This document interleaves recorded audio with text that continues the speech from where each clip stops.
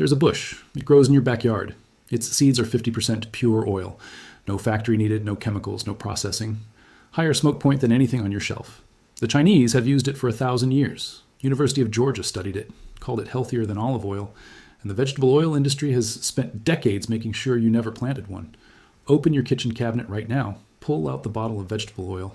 Read the label. Canola, soybean, corn oil, sunflower.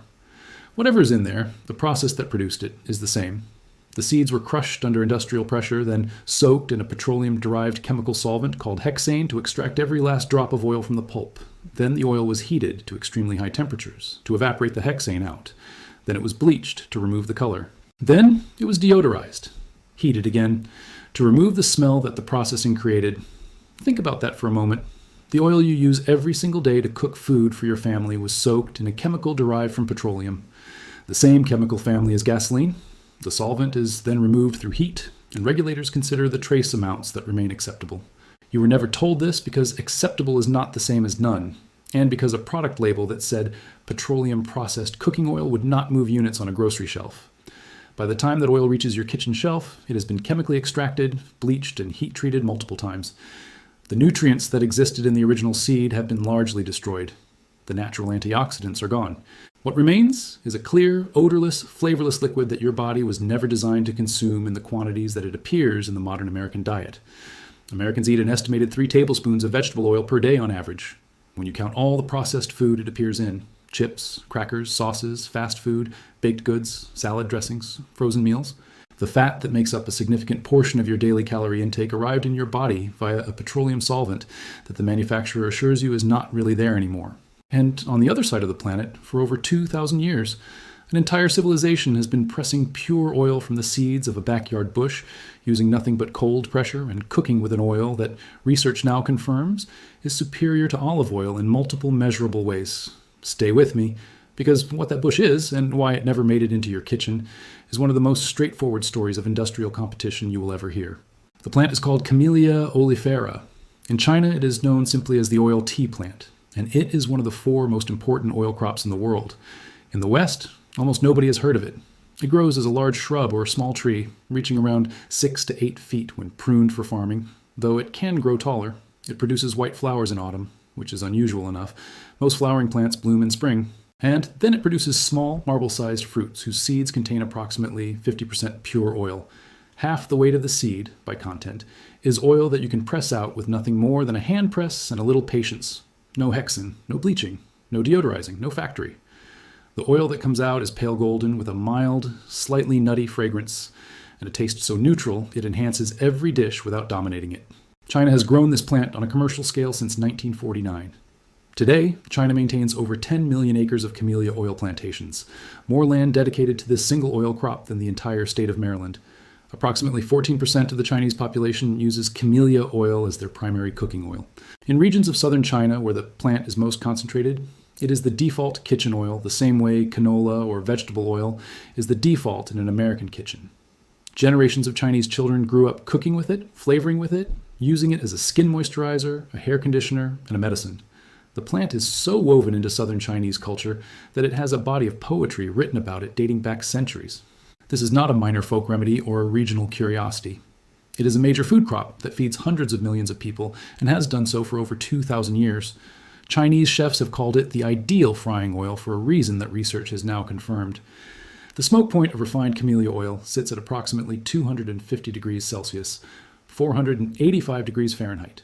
That is higher than extra virgin olive oil by a full 28 degrees Celsius, as documented in testing conducted through the American Society for Horticultural Science.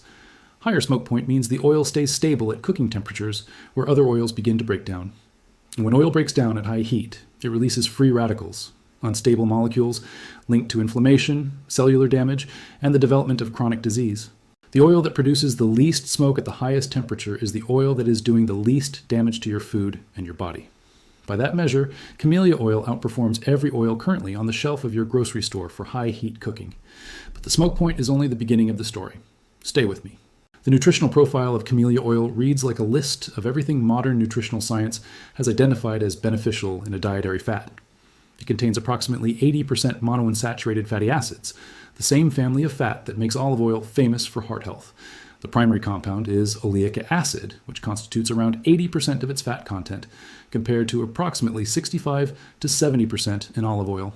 Oleic acid has been documented in multiple peer-reviewed studies to support cardiovascular health by helping regulate blood lipids and blood pressure. Camellia oil also contains vitamin E in meaningful amounts, along with polyphenol antioxidants that research has linked to reduced oxidative stress and immune system support. It also contains fewer saturated fatty acids than olive oil, making it a preferable choice specifically for high-temperature cooking, where saturated fats degrade more rapidly. Its low viscosity, thinner than olive oil, closer to almond or avocado oil in texture, means it penetrates food rather than sitting on the surface, producing lighter results in frying applications. Japanese cooks prize it specifically for tempura, where its properties produce the exceptionally light, crisp coating that distinguishes great tempura from ordinary fried food. These are not minor aesthetic preferences. They reflect an oil that behaves differently at a chemical level because it is chemically different from what you are currently using. A meta-analysis published in 2024 reviewed the health evidence on camellia oil and concluded that it offers significant cardiovascular protection, anti-inflammatory effects, and antioxidant activity comparable to, and in some measures exceeding, the olive oil that the Western health world has spent 40 years treating as the gold standard of cooking fats. Now here is where it gets personal. Because this is not a plant that requires special conditions or imported expertise. It thrives in the American Southeast. The University of Georgia tested it as a commercial oilseed crop and found that it grows perfectly well in Georgia conditions, produces viable seed oil, and performs exactly as Chinese agricultural tradition has always claimed. The plant is cold hardy enough to survive winters across much of the American South and into parts of the mid-Atlantic. It asks for well-drained soil, reasonable sun, and the patience to wait a few years for seed production to begin. Young camellia oil trees produce their first seeds around year 3 to 5 and reach full production around year 7. From that point forward, a single mature tree produces seeds every autumn for decades. Plant it once, press oil from it every fall for the rest of your life. No annual replanting, no chemical inputs, no buying oil from a factory. So here's the question that makes no sense. Why have you never heard of this plant? Why is it not in every garden center in the American South? Why has no mainstream health publication ever run a story about the oil that outperforms olive oil and smoke point and matches it in heart-healthy fat composition and can be grown in your own backyard? Here is what should make you furious. The vegetable oil industry in the United States is worth over $100 billion annually. The major players, soybean oil, canola oil, corn oil, sunflower oil, are not just food products. They are the output of enormous agricultural and industrial systems. The soybeans and canola that produce most American cooking oil are grown on millions of acres of farmland, processed in massive industrial facilities, and distributed through supply chains that represent enormous capital investment and enormous ongoing profit. The companies that run these systems have every reason to ensure that the American consumer buys their product, and no reason whatsoever to mention that a backyard bush produces a superior oil for free. More than that, the way vegetable oil is sold to you was built specifically on the displacement of the natural fats that people used before industrial processing existed. Before canola oil and soybean oil existed, people cooked with animal fats, with cold-pressed plant oils, with butter and lard and tallow, and the kinds of traditional oils that required no chemical processing. These fats had been used for thousands of years. They were not making people sick. But they could not be produced at industrial scale, could not be standardized for mass distribution, and could not generate the margins that an industrial oil company needs. So the industry spent decades funding research that vilified saturated fats, promoting polyunsaturated vegetable oils as the scientifically superior choice, and building a nutritional consensus that has since been significantly revised, but that succeeded in its primary commercial purpose, replacing the natural fats in the American kitchen with industrial products that require factories, chemical processes, and ongoing consumer purchases. The research funding trail on this is documented and public. In 2016, internal documents revealed that the sugar industry in the 1960s had funded research specifically designed to shift scientific attention away from sugar's role in heart disease and toward dietary fat instead. The vegetable oil industry benefited enormously from this misdirection. As saturated animal fats were demonized, polyunsaturated vegetable oils, canola, soybean, corn, were positioned as the healthy alternative. Sales soared, consumption exploded, and the traditional fats that people had cooked with for millennia were removed from kitchens across the Western world and replaced with industrially processed oils that required hexane extraction to produce at scale. Camellia oil never fit that model. You cannot industrialize a bush that takes 7 years to reach full production and requires hand harvesting. You cannot chemically extract at scale with the same efficiency as soybean or canola processing. You cannot build a distribution network around an oil that any homeowner with a small press can produce from their own backyard. A product that a family can grow, press, and use without ever entering a store is not a product that generates quarterly earnings for a publicly traded company. So it was not marketed. It was not stocked. It was not taught in American nutritional science programs. And the majority of Americans have gone their entire lives without ever knowing it existed. Here's what you can do right now. Camellia oleifera trees are available from specialty nurseries across the American South and increasingly through online suppliers who ship nationally. They are sold under several names: oil tea camellia, tea oil plant, and sometimes simply camellia oil tree. Search specifically for Camellia oleifera, not the ornamental camellias sold at general garden centers, which are different species grown for flowers rather than seed oil. The oil-producing variety is the one you want. They are available as small nursery plants for anywhere from $5 to $15, which is the investment you make once for a tree that will produce oil every autumn for decades. They grow in USDA hardiness zones 7 through 10 reliably, with some cold hardy varieties pushing into zone 6 with winter protection. That covers the American Southeast, Gulf Coast, Pacific Coast, and large portions of the Mid-Atlantic region. If you are unsure of your zone, check the USDA plant hardiness zone map online. It takes 30 seconds and is free. Plant them in full sun to partial shade in well-drained soil with moderate water. They are relatively drought tolerant once established and require no fertilizer inputs to produce seed. They are not invasive. They do not spread aggressively or outcompete native plants. They are, by any reasonable measure, exactly what a backyard food crop should be: productive, low maintenance, perennial, and entirely self-contained. For pressing the oil at home, a small manual oil press, the type used for flaxseed, sesame, and other home oil seeds, works for camellia seeds. These presses are available online for between $30 and $80, and they last for decades. The seeds are collected in autumn when the fruit capsules split open naturally, signaling ripeness.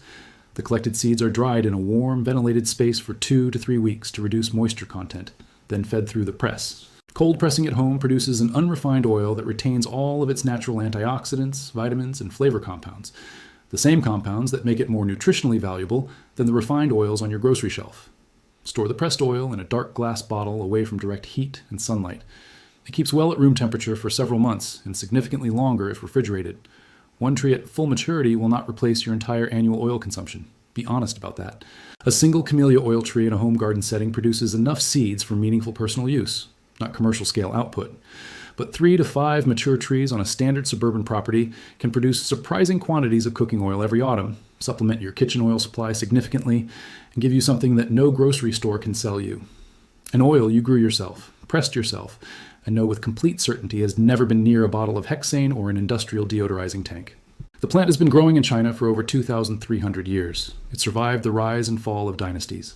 It fed generations of families through wars, famines, and upheavals that destroyed everything around them. It crossed seas to Japan, where it became a staple in traditional cooking and cosmetics.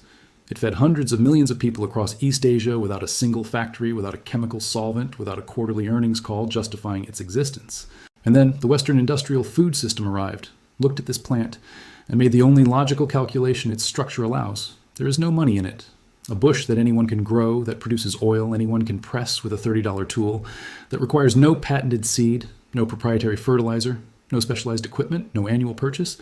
That is not a business opportunity. That is the end of one.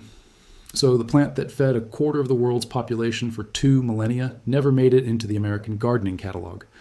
The oil that outperforms olive oil in smoke point and matches it in heart-healthy fat content never appeared on the shelf next to the canola and the soybean and the corn oil.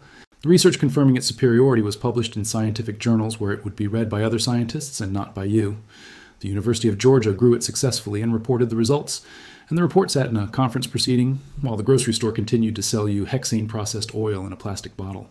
Every bottle of processed vegetable oil you have ever bought was the product of a system that needed you to not know about this bush. The system worked. For most people, it is still working. But the bush is still there, and it is still producing seeds every autumn that are 50% pure oil, just as they have been for 2,000 years, waiting for anyone who decides they have paid the factory enough. You do not need permission to plant it. You do not need a license to press it. You do not need a factory or a supply chain or a monthly subscription. You need a nursery plant that costs less than a bottle of olive oil, a patch of ground in the right climate, and the willingness to wait a few years while something worth waiting for grows in your own yard. The Chinese figured this out 2,000 years ago. The plant is still here. The seeds are still 50% oil. The press still works. The only thing that ever stood between you and this oil was that no one told you it existed. Now someone has. If this vault opens something for you, subscribe and hit the bell. Every like and every share preserves what they tried to erase. The next vault opens soon.